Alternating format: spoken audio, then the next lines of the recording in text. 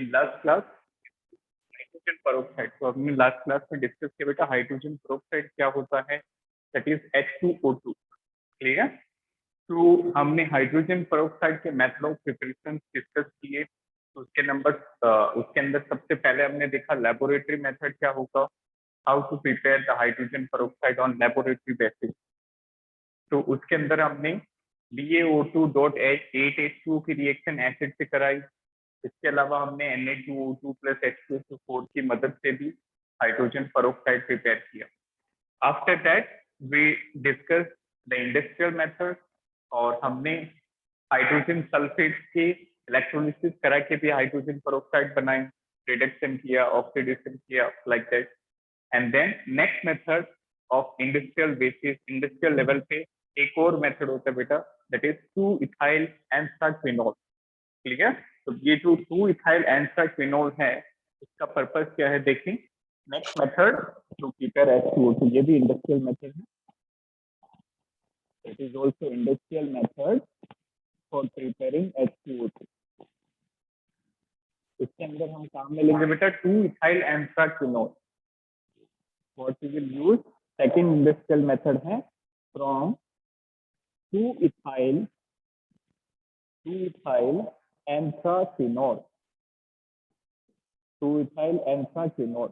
तो अभी के लिए आप याद रखें क्या स्ट्रक्चर है, अदरवाइज इसको डिटेल में हम बेटा ऑर्गेनिक केमिस्ट्री में डिस्कस करेंगे कि सिंगल बॉन्ड, डबल बॉन्ड किस तरह से रिप्रेजेंट करते हैं। क्लियर? तो देखिए, दिस इज 2-ethyl एंथ्राक्विनोल का स्ट्रक्चर होता है समथिंग लाइक दिस। इस तरह से 3 रिंग बनाओ, 6 member ring, like that. Position सही लगाएं डबल बॉन्ड की। This is 2-ethyl एंथ्राक्विनोल। रोटेट, इसका आप एरियल ऑक्सीडेशन करा दो। इस कंपाउंड को कहते हैं 2-ethyl एंथ्राक्विनोल। ये फिर से बता रहा हूं कि ऑर्गेनिक केमिस्ट्री में आपको सिग्निफिकेंस पता चलेगा कि बेटा ये जो यहाँ पे स्टार पेजेस हैं, इनका मतलब क्या होता है। These are representing the carbon actually. Clear? तो इसका आपको एरियल ऑक्सीडेशन कराना है। What is meaning of aerial oxidation? Means इसको आप ऑक्सीजन में, ऑक्सीजन के एटमोस्फेयर में उसको स्विच कर दो, एक्सपोज कर दो। तो क्या होगा, इसका ऑक्सीडेशन हो जाएगा और इसके ऑक्सीडेशन के कारण आपको पेरोक्साइड मिल जाए। तो एक तो इसका ऑक्सीडाइज्ड प्रोडक्ट होगा something like this. This is the oxidized product of this compound, this one. और इसके अलावा मिल जाएगा बेटा आपको H2O2। This is H2O2। तो मेन हमारा जो प्रोडक्ट रिक्वायर्ड था, that could be the H2O2। Rotate. तो सेकेंड मेथड क्या हो गया industrial, that is by the aerial oxidation of 2-ethyl anthraquinol. Then तो अब रिवर्स डायरेक्शन में, फॉरवर्ड में आपने कराया है ऑक्सीडेशन, बट यदि आप उसमें रिड्यूसिंग एजेंट डाल दो, बैकवर्ड डायरेक्शन यदि हाइड्रोजन डाल दोगे, तो ये रिवर्स रिएक्शन हो जाएगी, फिर से 2-ethyl एंथ्राक्विनोल बन जाएगा।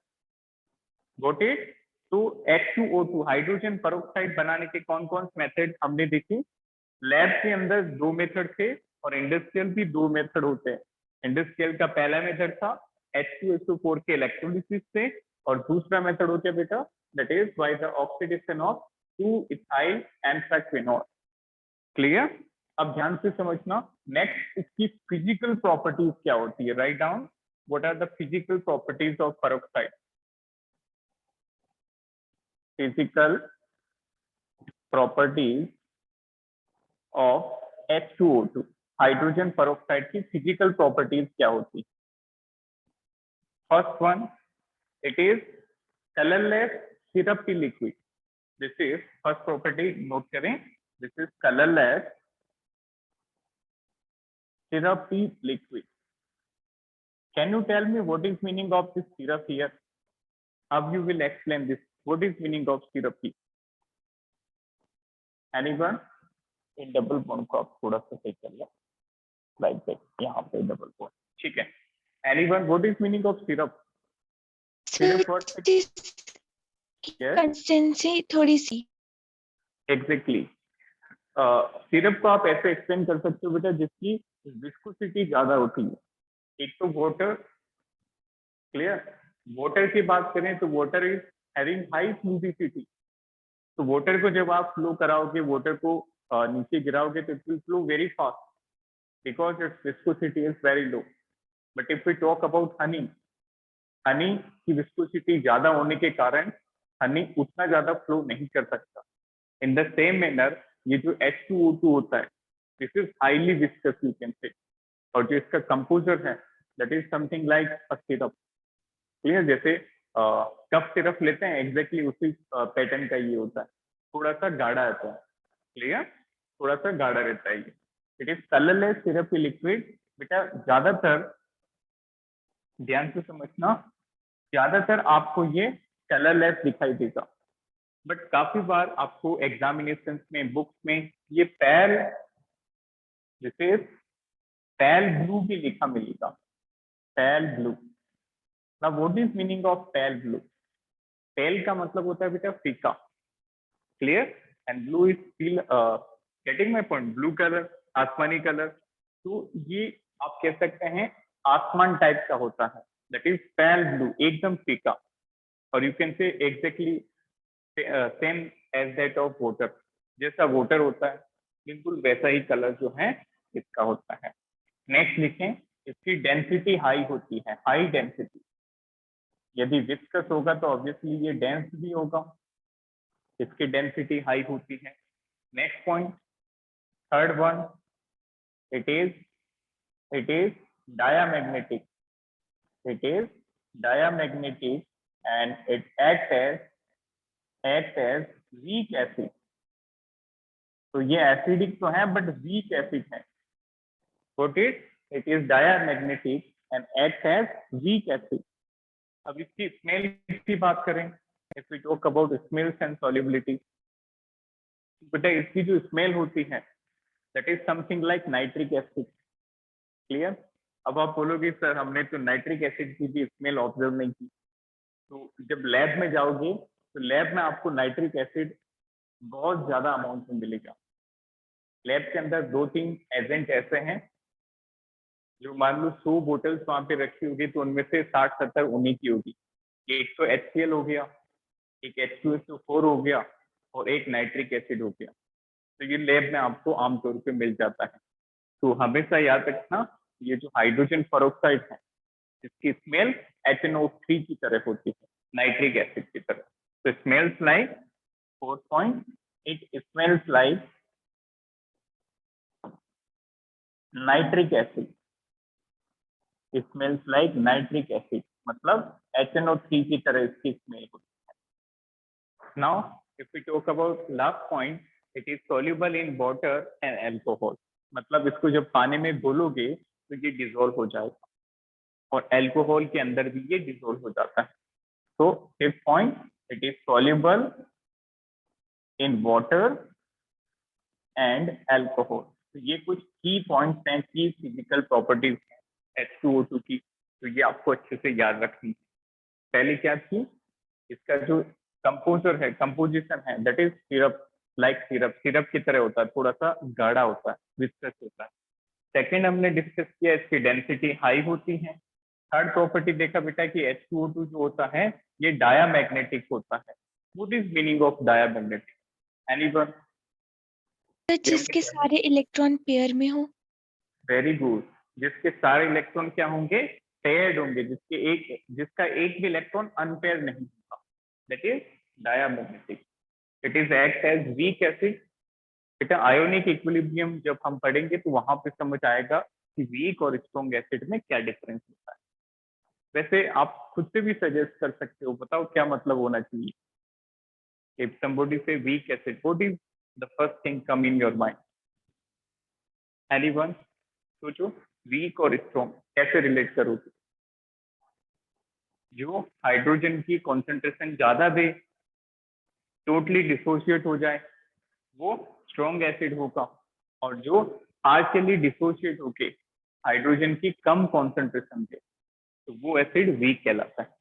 नेक्स्ट हमने देखा इसकी स्मेल नाइट्रिक एसिड की तरह होती है and it is soluble in water as well as alcohol. Clear? ये लिखिए, these are the physical properties of H2O2.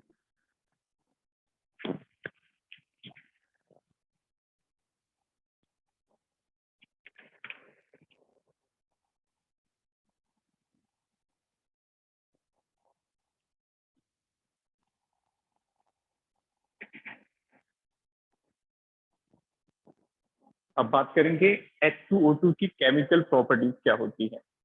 Any doubt up to this? No sir. Fine, theoretical portion है, ये चीजें आपको साथ साथ याद करते चलेंगे। चलिए तो आगे, put the heading chemical properties of H2O2।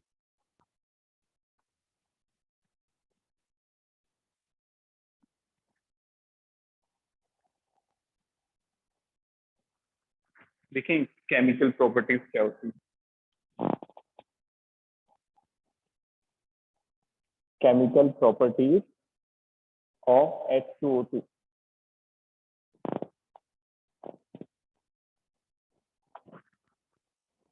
Chemical property का मतलब आता है इसकी स्टेबिलिटी, किस तरह की रिएक्शन ये शो करेगा, दैट इज ऑल कंक्लूडेड और included in the chemical properties. Clear? इसकी स्टेबिलिटी की बात करें तो it is highly unstable, means इसको रूम टेम्परेचर पे भी रखें तो ये ब्रेक हो जाएगा। That is very very important. H2O2 जो होता है ये हाईली अनस्टेबल होता है। इसको रूम टेम्परेचर के लिए थोड़ी देर के लिए रख दिया जाए तो ये टोटली डिसोशिएट हो जाएगा, तो थोड़ी देर में आपको H2O2 मिलेगा ही नहीं। क्लियर? तो इसकी स्ट्रक्चर की बात करें, if we talk about structure, बताओ क्या होता है इसका स्ट्रक्चर? एनीवन? हमने कल डिस्कस किया था। Open book like. Very good. इसका जो स्ट्रक्चर है वो होता है open book like structure, like that. This is the structure of H2O2. That is open book like structure. Open book like structure. Fine. जैसा हमने बताया इसकी स्टेबिलिटी के बारे में, इट इज हाईली अनस्टेबल, तो किस तरह से ये डिसोसिएट होता है?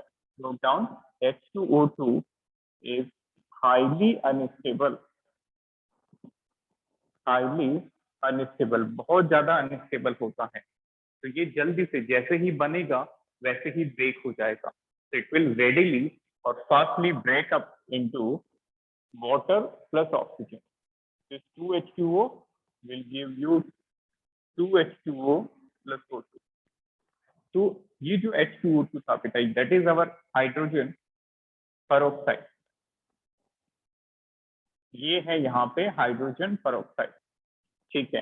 तो ये क्या करेगा, रूम टेम्परेचर पे यदि इसको रखते हैं तो ये थोड़ी देर में इसका पूरा नामो निशान मिट जाएगा, मीन्स ये जल्दी से वाटर और ऑक्सीजन के फॉर्म में डिसोशिएट हो जाएगा।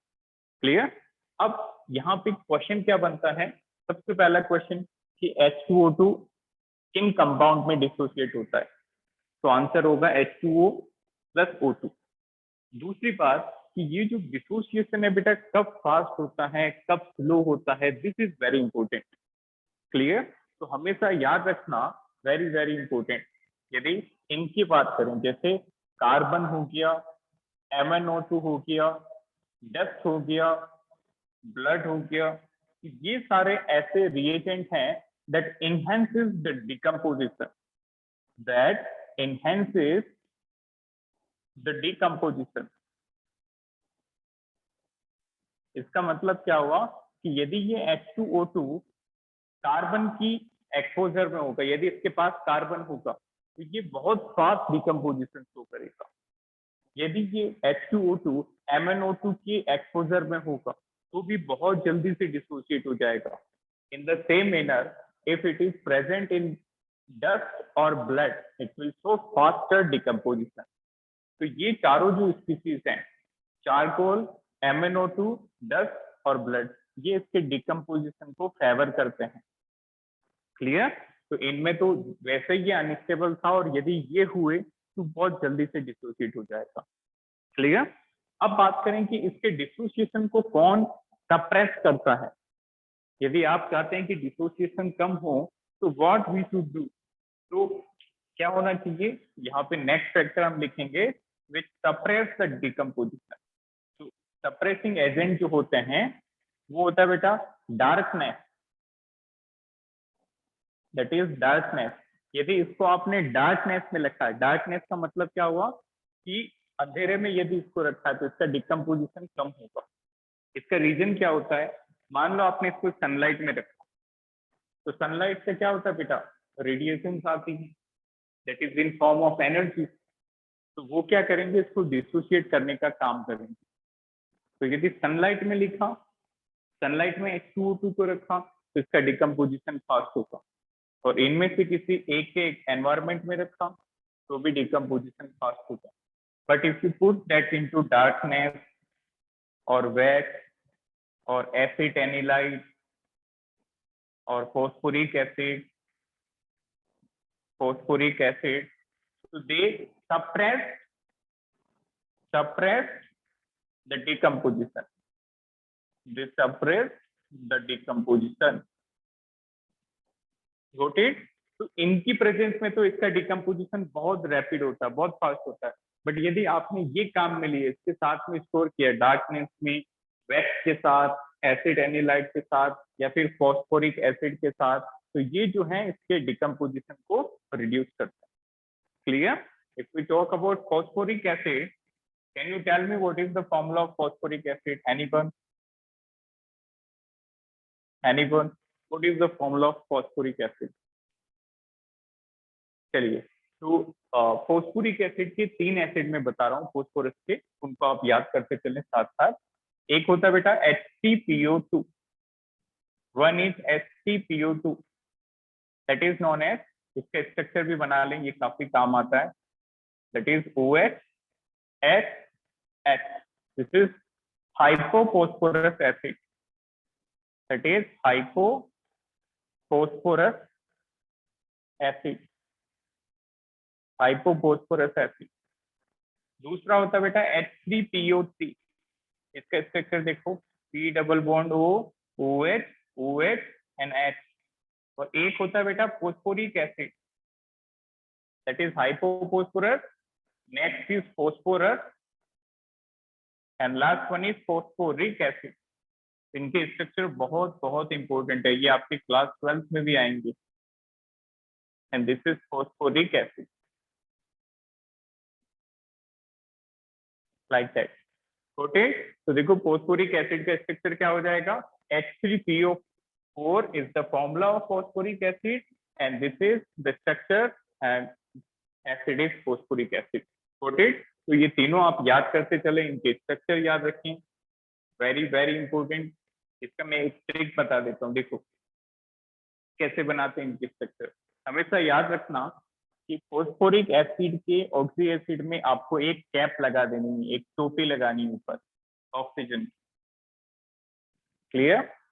फोस्फोरिक एसिड के जो स्ट्रक्चर्स होते हैं, हाइपोफॉस्फोरस, फोस्फोरस या फोस्फोरिक, तो देखो सभी के स्ट्रक्चर में एक कैप लगी हुई है फोस्फोरस। कैप का मतलब टोपी, ये जो टोपी है ये ऑक्सीजन की है।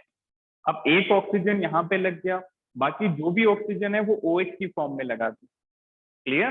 तो देखो पहला वाला क्या होगा, एक ऑक्सीजन इस कैप की फॉर्म में लगा दिया, तो दो में से एक बचा, जो बचा OH की फॉर्म में लग जाएगा, और जो बाकी हाइड्रोजन है वो लगा दे। इसी तरह से अगला वाला देखो, एक ऑक्सीजन डबल बॉन्ड O की फॉर्म में लग गया, तो दो ऑक्सीजन बचे, दो ऑक्सीजन OH की फॉर्म में लग जाएंगे। इसी तरह से इसको देखो, एक oxygen P double bond O cap की फॉर्म में लग गया, तो देखो चार में से एक गया, तीन बचे, तो तीनों OH की फॉर्म में लग जाएंगे, लाइक दैट। तो ये एक ट्रिक होती है स्ट्रक्चर याद रखने की, तो बहुत इंपॉर्टेंट है। Got it? Is it clear to all? Yes, sir.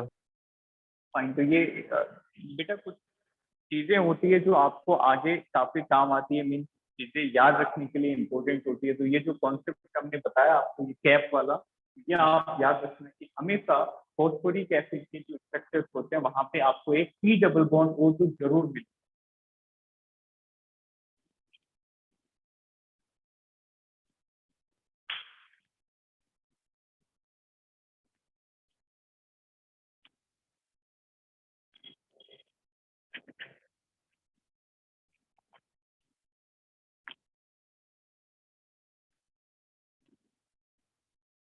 Is it clear to all?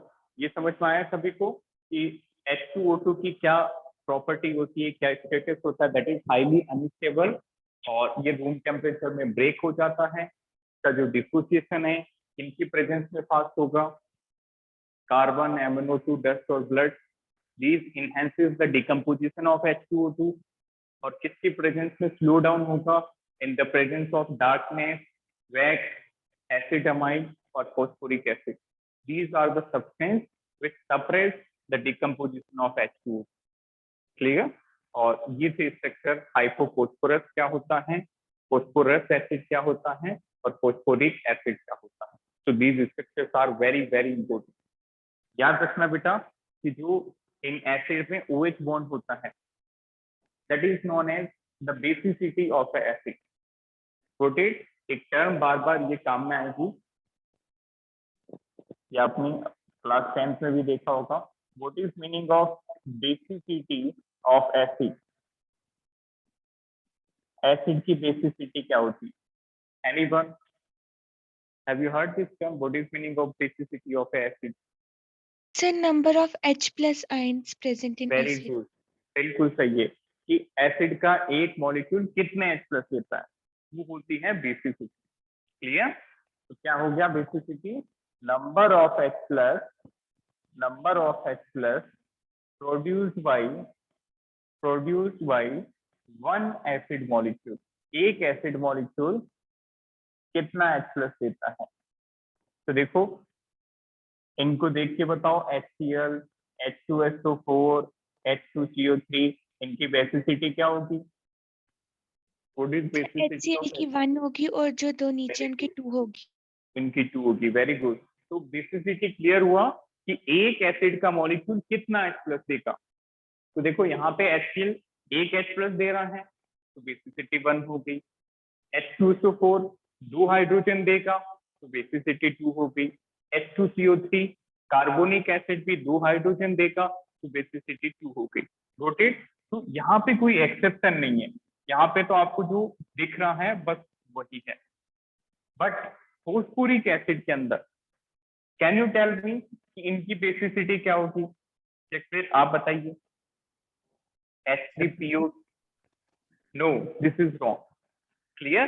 कि फॉस्फोरिक एसिड का ये बहुत ही फेमस क्वेश्चन है कि इनमें जितने हाइड्रोजन होते हैं वो सारे नहीं मिलते।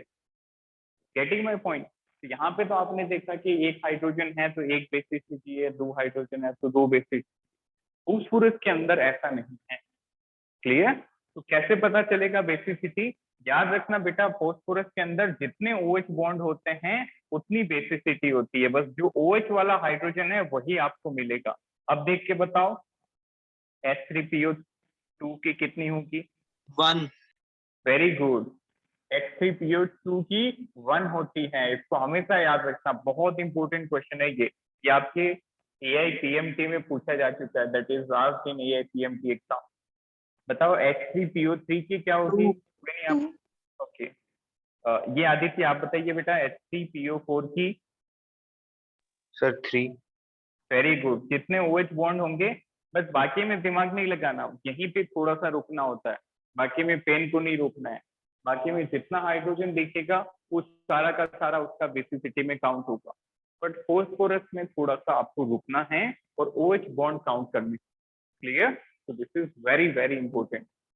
हाइपोफॉस्फोरस की बेसिसिटी 1 होती है, उसको देख के 3 मत कर देना, गलत हो जाएगा। फॉस्फोरस की 2 होती है और फॉस्फोरिक एसिड की बेसिसिटी 3 होती है। तो बेसिसिटी का मतलब होता है number of H plus given by 1 molecule of acid. चलिए, तो अब कुछ इसकी रिएक्शन के बारे में बात करते हैं। तो ये समझ में आया H2O2 इज हाईली अनस्टेबल। और आपके एग्जाम में बेटा ये क्वेश्चन बार बार पूछे गए हैं कि कब H2O2 का डिकम्पोजिशन फास्ट होता है और कब स्लो होता है। तो ये आप याद रखिए। नेक्स्ट आगे बढ़ेंगे। Next is volume strength of H2O2। इसमें भी आपके एम्स में क्वेश्चन पूछा हुआ है, volume strength of H2O2।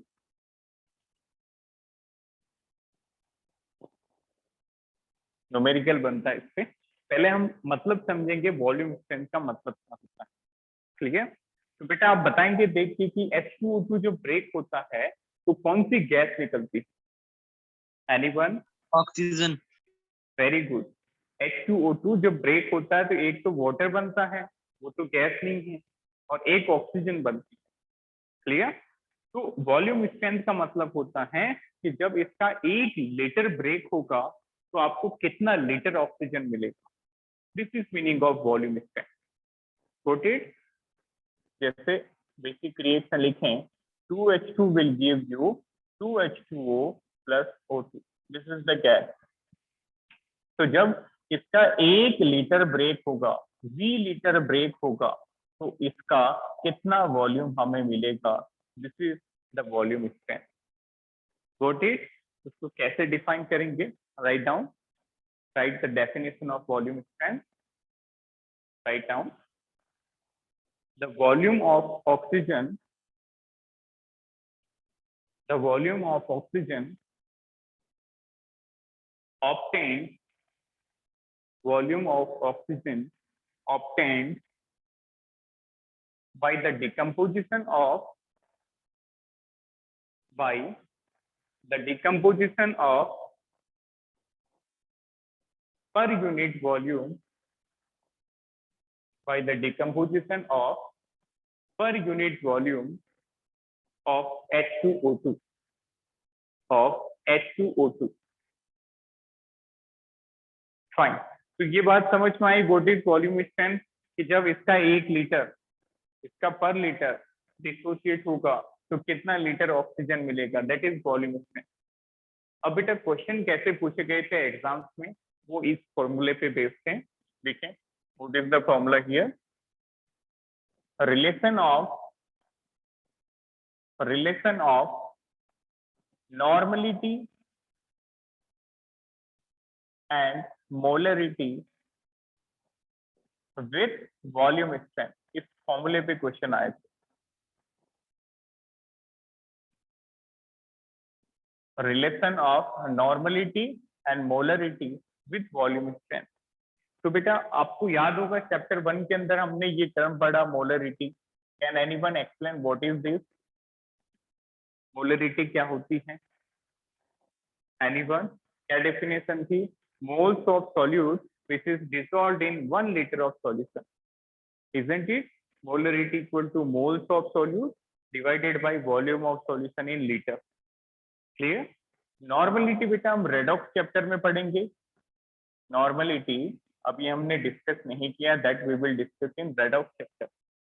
Fine, अभी के लिए आप फॉर्मूले याद रखें कि नॉर्मलिटी मोलरिटी का वॉल्यूम स्ट्रेंथ के साथ क्या रिलेशन है। तो what is the relation here? See, normality is equal to volume strength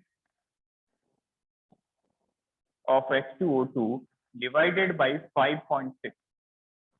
Normality is equal to volume strength divided by 5.6। और मोलरिटी की बात करें तो बेटा आप 5.6 की जगह इसका डबल कर दो। Molarity is equal to volume strength divided by 11.2, divided by 11.2, like that. तो ये दो फॉर्मूला से आपके सारे क्वेश्चन बन जाएंगे वॉल्यूम स्ट्रेंथ से रिलेटेड। नॉर्मलिटी निकालनी है तो वॉल्यूम स्ट्रेंथ अपॉन 5.6 करेंगे, और मोलरिटी निकालनी है तो वॉल्यूम स्ट्रेंथ अपॉन 11.2 करेंगे। डन। अब देखो क्वेश्चन कैसे बनते हैं। Write down, if the volume strength,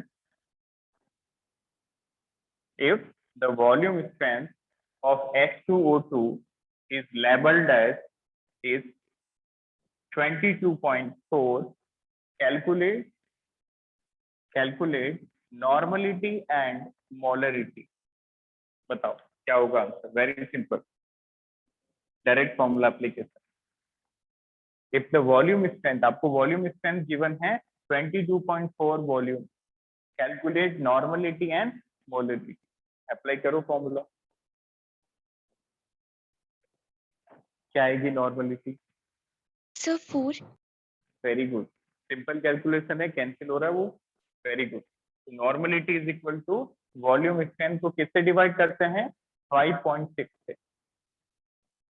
तो ये हो जाएगा 22.4 डिवाइडेड बाई 5.6, कैंसिल कर दो 4 की टेबल में, नॉर्मलिटी हो गई 4n। इसी तरह से मोलरिटी क्या आ रही है? 2 सर Very 2 बिल्कुल सही है। Molarity is equal to volume strength divided by 11.2, it is volume strength divided by 11.2, so that is 2 molar।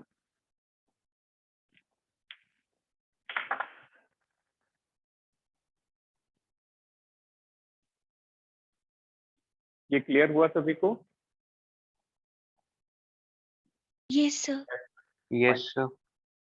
Fine. तो ये बेटा आपको एग्जाम में वॉल्यूम स्ट्रेंथ की डेफिनेशन भी पूछी जा सकती है, ये एनसीईआरटी में गिवन है।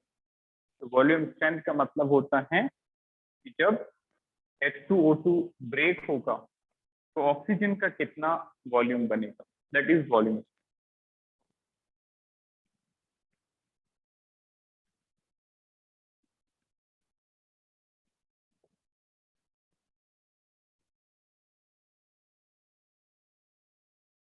अब बात करेंगे रिएक्शंस ऑफ H2SO4 के बारे में, H2O2 के बारे में। Write down reactions of H2O2। वैसे तो हमने इसका डिकम्पोजिशन वाला रिएक्शन डिस्कस किया, अब इसकी कुछ और रिएक्शन है बेटा, these are important.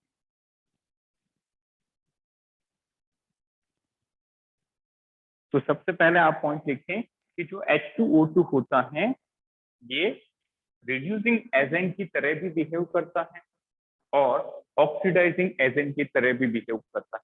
This is the most important point कि इसकी मदद से आप दूसरों कंपाउंड का रिडक्शन करवा सकते हो और इसी की मदद से आप दूसरे कंपाउंड्स का ऑक्सीडेशन करा सकते हो। नोटेड? तो very important, write down chemical reaction.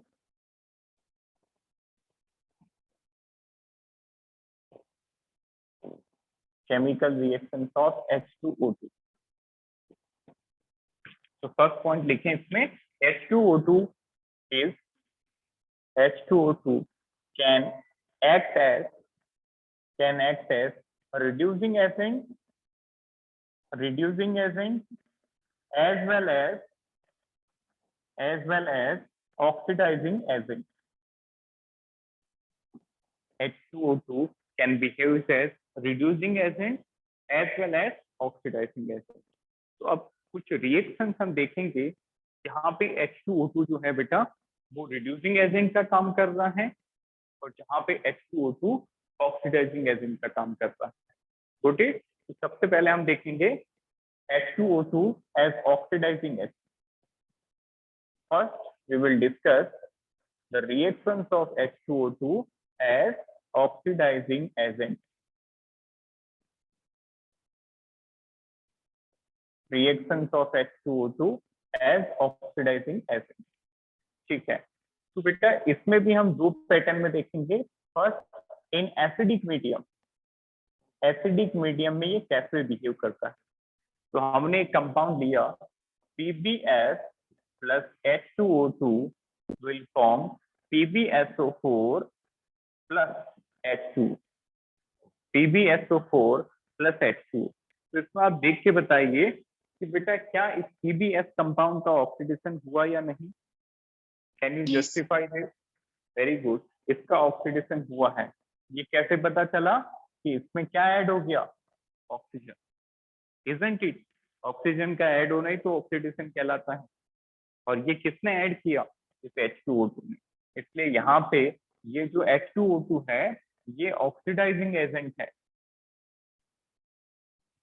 ये यहाँ पे H2O2 जो है वो ऑक्सीडाइजिंग एजेंट है जो दूसरों का ऑक्सीडेशन कर रहा है और ये इसका रिडक्शन कर रहा है। तो बताओ PbS कौन सा एजेंट होगा बेटा? Reducing agent.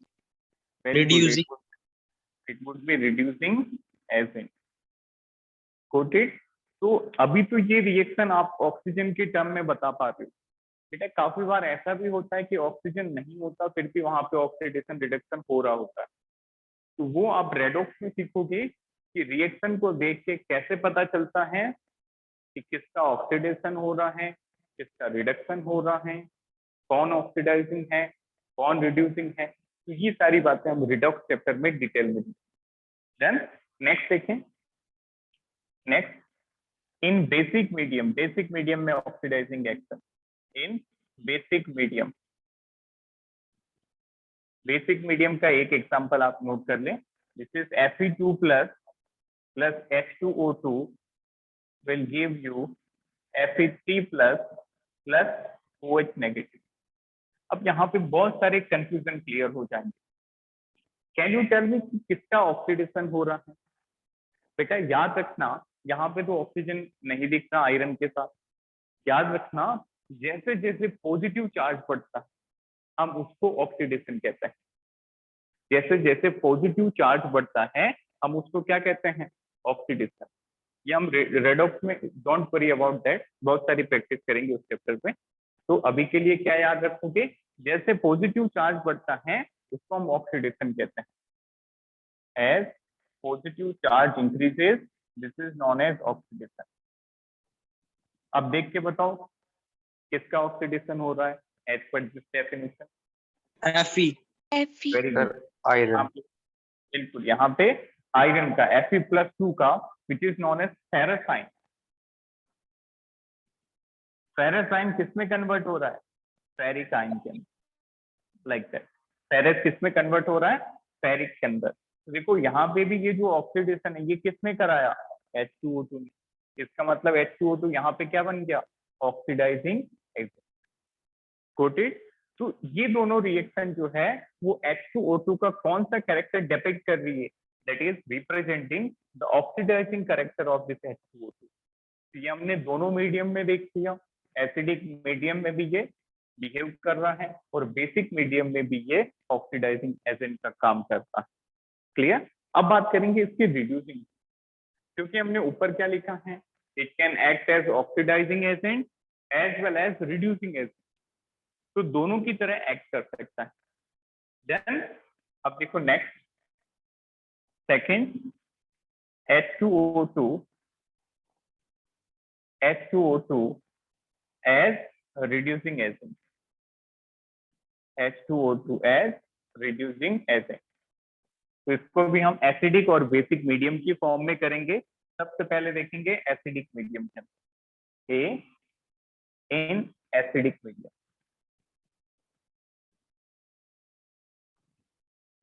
Fine, in acidic medium. ठीक है, तो देखो एसिडिक मीडियम में कैसे रिप्रेजेंट करेंगे? This one, MnO4 minus plus H plus H2O2 is going to give you Mn+2 plus H2O plus O2। Mn+2 plus H2O plus O2। तो बेटा क्या आप बता सकते हो किसका रिडक्शन हो रहा है यहाँ पे? ऑक्सीजन का मतलब एडिशन ऑफ ऑक्सीजन, रिडक्शन का मतलब रिमूवल ऑफ ऑक्सीजन। तो बताओ किसमें से ऑक्सीजन रिमूव हो रही है? Which is MnO4 very good. यहाँ पे MnO4 माइनस जो है इसका रिडक्शन हो रहा है। Got it. इसका मतलब H2O2 ये रिडक्शन करने वाला एजेंट है। तो अब की बार ये क्या बन गया? Reducing agent. गॉट इट, क्योंकि इसने MnO2 का रिडक्शन कराया। तो MnO2 क्या बन जाएगा बेटा? Oxidising agent. Oxidising agent. अब यहाँ पे क्या आप बता सकते हो कि हम कैसे जस्टिफाई कर सकते हैं कि ये मीडियम जो है वो एसिडिक है? बताओ, anyone? How we can know? presence of H plus ion। Very good. Reaction के अंदर क्या लिखा है? H+ ion. ये जो H+ आयन है यही हमें आइडिया देता है कि सिस्टम का जो मीडियम है वो एसिडिक है। इस रिएक्शन का मीडियम बताओ क्या होगा? सोचो, इसके अंदर कौन सा आयन है? OH negative ion, hydroxide ion कौन देता है? बेस। इस रिएक्शन का मीडियम क्या हो जाएगा? बेसिक। क्लियर? को नोट करिए।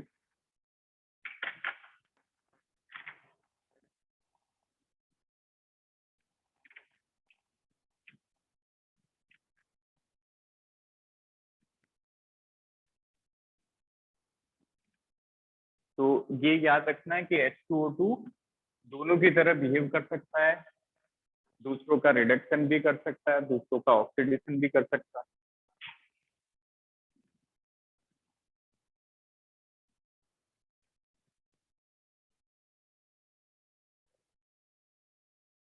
चलिए तो लास्ट रिएक्शन देखते हैं इसकी। कौन सी रिएक्शन बची देख के बताओ। Which is left here, that is reducing agent in which medium? Basic medium. छोटे तो ऑक्सीडाइजिंग हमने दोनों मीडियम में देख लिया, एसिडिक और बेसिक में। रिड्यूसिंग एजेंट हमने अभी तक किसमें डिस्कस किया? एसिडिक में। अब देखते हैं H2O2 as a reducing agent in basic medium.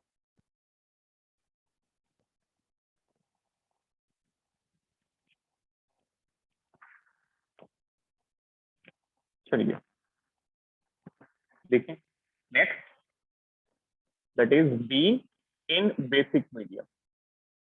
In basic medium, very simple, that is I2 plus OH negative plus H2O2 will give you I negative plus H2O plus O2. Fine.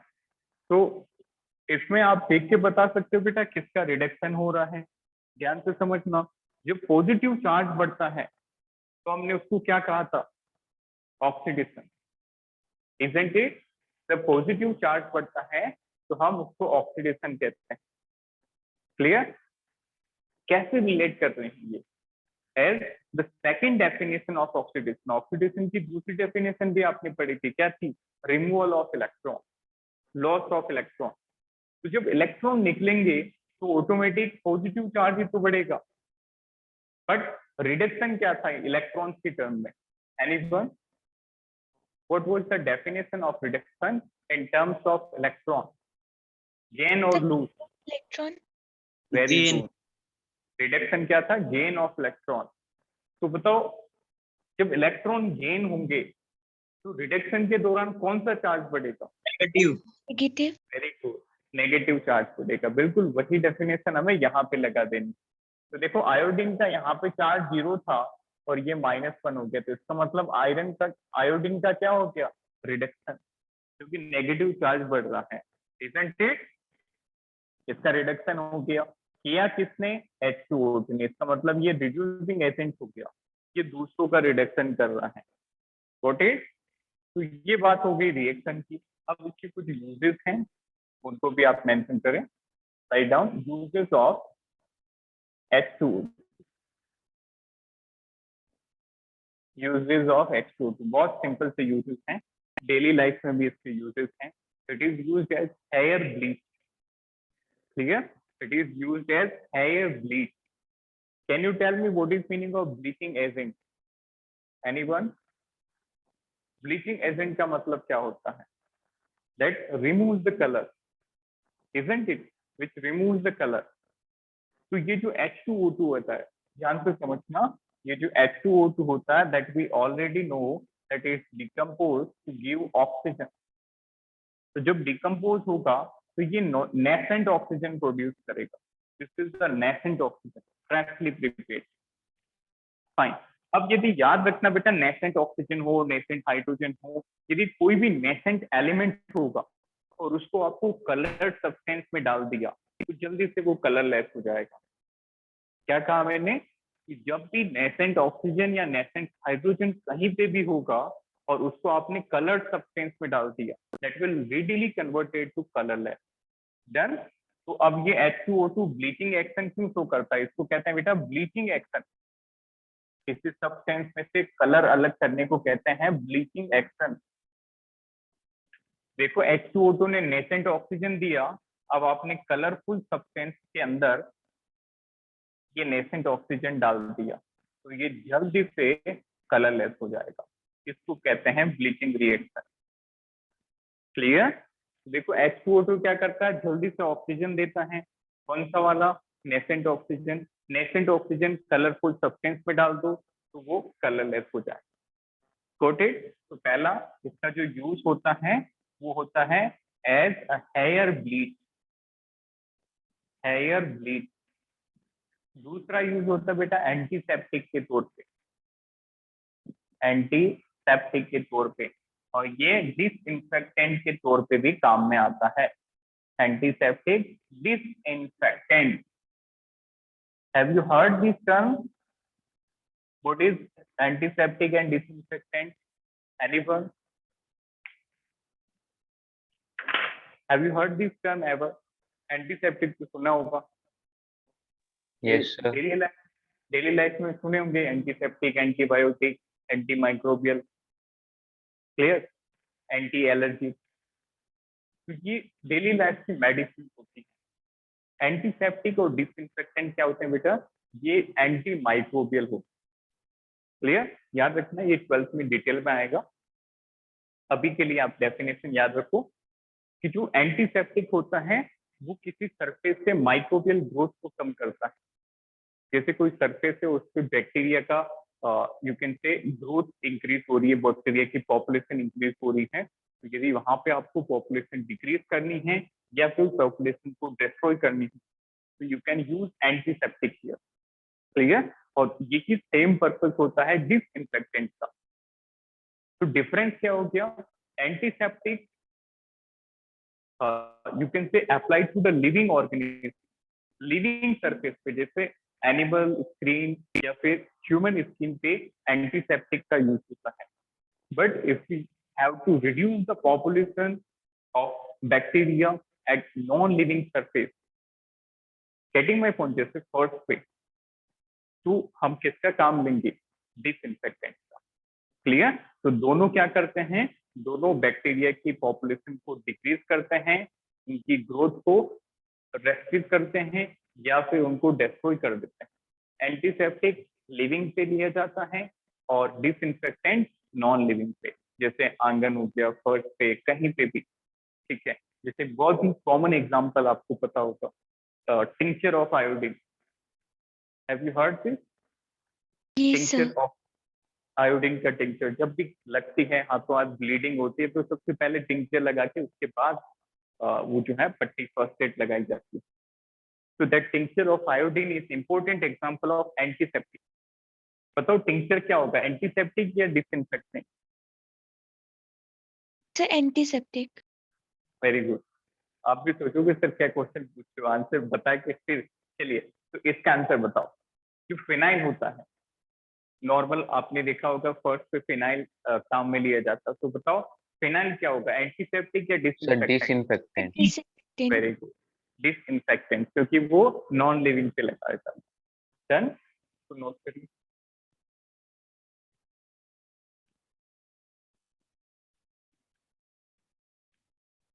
So this is the end of hydrogen and its compound. Any doubt in this chapter from any lecture? बताइए। No, sir. No, Fine. sir. ये chapter समझ में आया सभी को? I hope. Yes, sir. ठीक है। थोड़ा सा थ्योरेटिकल था बट सबसे आसान चैप्टर में से है। हमने एक एक चीज कवर की, तो नोट अच्छे से बनाए। Notes are very very important. जब ये नोट पढ़ के आप क्वेश्चन सोल्व करोगे, I hope all of you are solving those questions of module.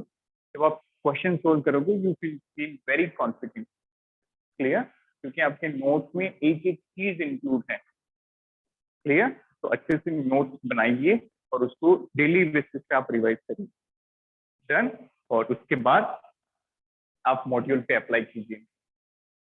Fine. तो इसके बाद नेक्स्ट चैप्टर वो भी हम एक इनऑर्गेनिक का स्टार्ट करेंगे, दैट इज एस फ्लो। वो भी सिंपल सा चैप्टर है, उसको कंप्लीट करके फिर हम ऑर्गेनिक केमिस्ट्री स्टार्ट करेंगे, then again physical, then again inorganic. तो इसके बाद एस ब्लॉक डिस्कस करेंगे। एस ब्लॉक के बाद एक और इनऑर्गेनिक का चैप्टर बचेगा बेटा, that is P block. Clear? उसको लास्ट में करेंगे। और फिजिकल के कौन कौन से बचे हैं? थर्मोडायनेमिक्स और आयोनिक इक्विलिब्रियम, वो भी हम सबसे लास्ट में करेंगे। तो एस ब्लॉक के बाद हम ऑर्गेनिक केमिस्ट्री स्टार्ट करेंगे। तो thank you, have a nice